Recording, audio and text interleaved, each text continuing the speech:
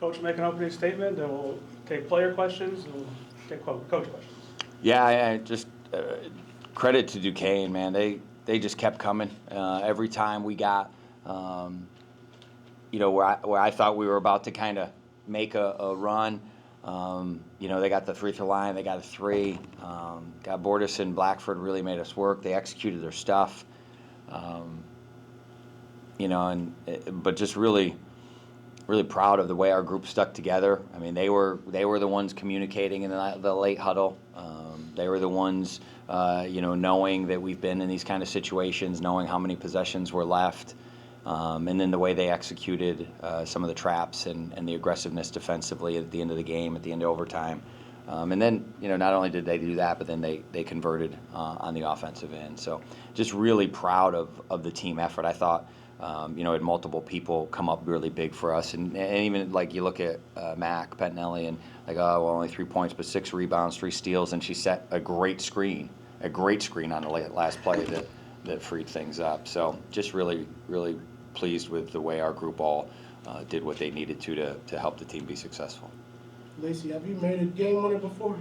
Yeah, I made one my sophomore year at UMBC, but that was my second one ever. And how was these? You had the baseline jumper, that was a big one, and then the elbow jump shot work.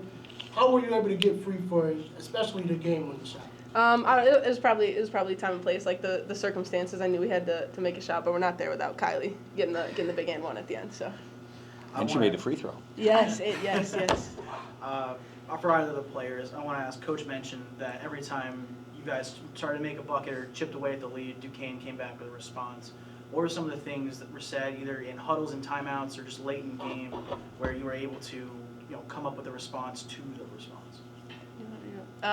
We're just like sticking together, and in the huddles a lot, we're just like very confident within each other, and we're like, let's get a stop, and it doesn't matter if they scored on the last one. Like, our mentality is we're going to get a stop on the next one. So as long as we keep that, then we'll be all right. Kylie, this is now back-to-back games for you with big buckets down the stretch. What's just going through your mind? New routine in the morning? What's going on? I guess I'm just like doing what I have to do, being myself and just working my way up. Listen, I know it's for them, but yeah, what she's done is really impressive, right? She wasn't playing as many minutes, but she kept working in practice and kept doing what we asked, and a lot of people don't do that, especially these days, and that earned her an opportunity. And then when you get an opportunity, it's up to you to not let it go, and that's her mission right now. And it great today, great Wednesday, but you're in control of it. And again, her approach to things when things weren't going the way she wanted, it really was something that is so great for our program, for people to see, and just speaks really highly to her character. Kylie, how was it battling in the paint? Because they had some pretty big girls, 14. I don't think she played many minutes, but she had a lot of rebounds. She was in trouble for a while, and Brianna kind of started things going, and when she came out, that's when you started to score. How was that battle, and how were you and Brianna able to be effective? She was very strong. We just basically had to box out and rebound her. Bree, she had great buckets, great rebounds. Yeah. Lacey, how was it playing with Aaliyah Parker this year? It's been the best, and I feel like just like my perspective on it is that like we both were able to come together. I feel like she revived my career a little bit, and then I hope that I've been able to do something for her because she didn't play much last year, but it's been a lot of fun to play with her, and I feel like we complement each other very well. Have you seen Elise play this well this year? She made some big buckets. She's playing well. She plays really, really good defense. She plays hard all the time, so that's why we're able to make those plays that we can because of her. That backcourt, I think it was you and Elise, right? No, that was Elise and Mac. Oh, Elise and Mac. Oh, yeah. Plays like that. Anything else for the players? There you go. Perfect. Thank you. Thanks, guys. Decisions.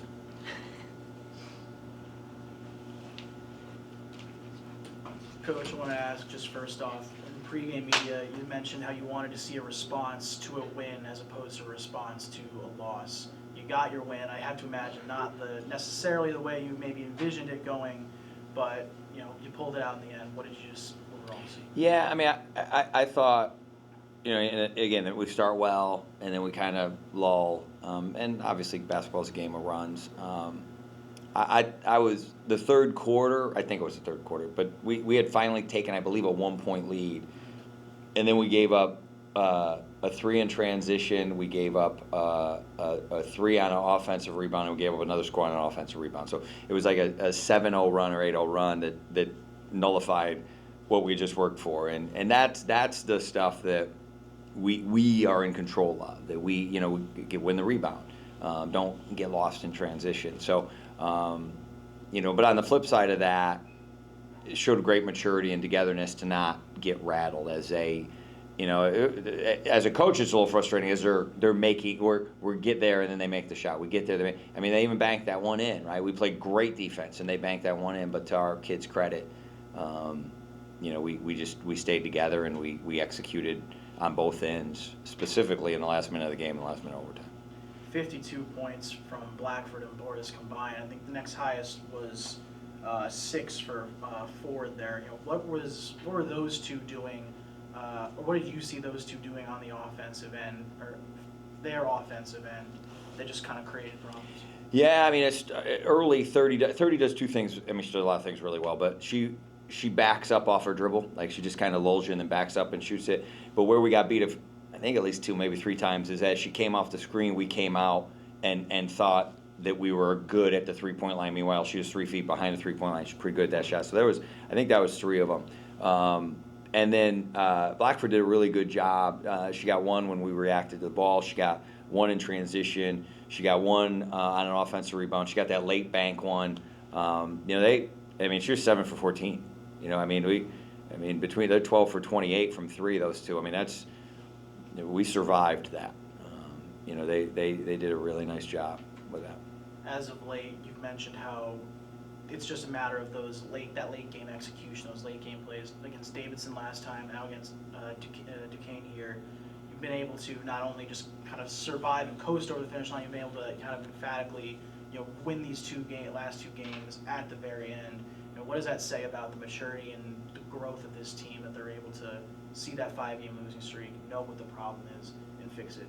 Yeah, I think one thing they kept saying in the huddle, is we've been here before. We've been here before. Like they were echoing it with each other. I mean, kids are in the game, kids not in the game. That was their message to each other. So I don't think we have 5 games that haven't been close, to be very honest. Like almost every game we've played has been, like 12 or less. So we have been there a lot. And again, what just happened, I've been at it long enough, I told the team this, what just happened doesn't happen unless you have a group that really cares about one another. And so, we got to keep using that to our advantage. I know you talked about Kylie just for a minute there when they were both here. The players are both here. But Gabby obviously goes out with that injury late against Davidson. Doubtful was the word you used yesterday in pregame media. Obviously the boot on today, didn't play. How much credit are you giving not only Kylie, but also Brianna Barbudet came in and gave you 15 points, that unit of the bigs you guys have underneath? Because last year, physicality was something that you guys struggled with. How good is it to see that depth in that position? It won us a game, right? And that's, you hope you have that in program, right? We have 3 of our top 7 out, and we found a way to win. Like, that's not law. Like 3 of our top 7, and granted Duquesne didn't win, but anybody who's got eyes, that's a pretty good basketball team. And we had to have people step up. And I was Kylie. KK hit the monster 2 threes in the first half that really kind of settled us in. Liv DeFranco is doing a lot of things, similar to like Mac Patinelli. So, we want players back in and healthy, but really proud of the way our group has stepped up from that. I want to ask about Elise, because she was on Bordas a lot in this game. She forced that backcourt violation, which gave you the last possession of the game.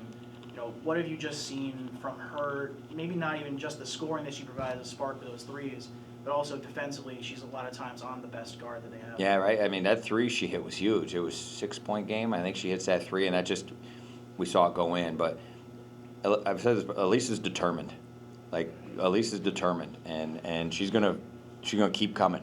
She's gonna keep coming. And I mean, again, like I talked about Kylie with having someone like that in your program, it leads to a lot of good things. This year for Aaliyah, college is confusing, so I'm not even sure if this is her last year or not, but she's been a popular player in the area a very long time. How has she been going through the season? How different has Aaliyah at Bonnie's been versus Aaliyah at Niagara, or is she still the same player? Yeah, I mean, I think the first kind of obvious thing is the different style of play. Obviously Niagara does a lot of pressing and trapping and different things defensively that maybe we don't do as much of. But, I mean, her impact has been phenomenal, not just because of the success the success has changed on the floor, but who she is. And knowing specifically coming from O'Hare and knowing what she did there and just all of the kids that come out of there. I swear I see her with a different teammate every time. Every time we break out of something, she slaps every kid's hand. And why is that important? Well, when a kid who's done so much in her college career already makes sure that she spends time with every single person, that she's connected to every person, that quickly changes things in a program in a really positive way. So, I hope we've helped her. I hope we've helped her game. I hope we've helped her grow because she has just had a great impact on her. And the fact that it's a local kid, and the fact that it's a kid, and I said this at the first A10 media, one of the biggest things I wanted from her is, like, in my experience, Buffalo don't back down. And she's brought that. Like, her KK trips, Buffalo don't back down, and we needed more of that. So it just, I wish I had her and Lacey for a couple more years, but I'm enjoying every second I get with them. How's that been with them two? Like, is Aaliyah playing off the ball more than she has in the past with Lacey here? Yeah, I think it's, I wish I could say I was smart enough to be like, oh, I see these two fitting together so well, and we can do this and this and that. They're just both really, really good, unselfish, hardworking, smart basketball players, and so they've meshed that really well together. And just I haven't seen y'all in a while, but just from looking at the box scores, I remember the last time I seen y'all, you're trying to look for a third scorer. Yeah. And I see that still can be a problem from game to game. What is that dynamic like? Obviously today you have quite a few contributors, but what has that dynamic been like of trying to find out? Are you moving lineups around? Yeah, not really. To be fair, it's not something we think about or talk about anymore. We were. Now it's, can our 3 through 10 be really, really good? Really, really good. And I think, the last few games we've seen that. So, it might be 15 points from Brie Barboudet, but it also might be those 2 threes that KK hits. It might be the defense that Liv DeFranco plays or the loose ball she wins. So we're just trying to get as much as we can out of people, and they're buying into that. Like I said with Kylie, they're buying into how can I help the group, and so if we can continue to do that, now we have a weapon. Now we have more depth than most people.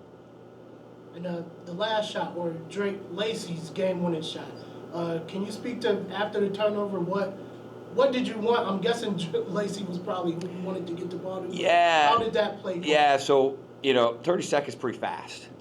So we wanted to make sure we got it in, look for something off that. Once we didn't have that, we have a look that could have gone to Aaliyah or Lacey that I felt pretty good we could get, and we hadn't really run it much. And credit to, I think, Mac set the screen and Aaliyah set through the pass, I believe. And we were able, because Lacey or Aaliyah are good in that spot between the elbows. And, if it was Aaliyah on the wing, it would have been her. But it was Lacey on the wing, and if the pass had gone to Lacey, it would have been Aaliyah there. So that was where we wanted to get the ball. It's an action we've done pretty comfortably. It's something, I felt good that we could execute well because it's a base of what we do. All right. Okay. All right. Thank you, guys.